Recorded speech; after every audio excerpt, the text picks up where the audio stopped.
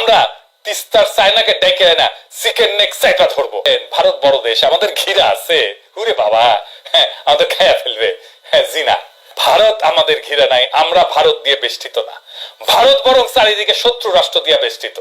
সরাসরি শত্রু না হইলেও তারা ভারতের বন্ধু না, যারা ভারতকে বেষ্টন করে আছে।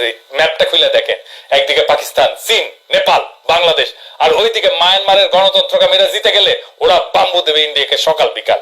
ইন্ডিয়াকে ঘিরে ফেলা হয়েছে চারিদিক থেকে, চারিদিকে ওর হোস্টাইল টেরিটরি। আর আমরা তিস্তার চায়নাকে ডেকে না চিকেন নেক চাইটা ধরবো।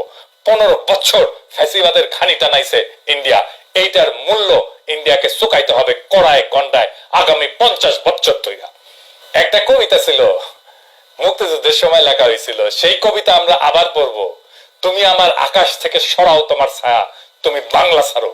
তুমি আমার বাতাস থেকে মোছো তোমার ধুলা, তুমি বাংলা ছাড়ো। তুমি আমার জলস্থলের মাদুর থেকে নামো, তুমি বাংলা ছাড়ো।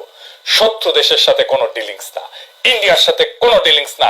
যারা শত্রু দেশের সাথে হাত মিলাবে তাদের ক্ষমা নাই। ইনকিলাব জিন্দাবাদ।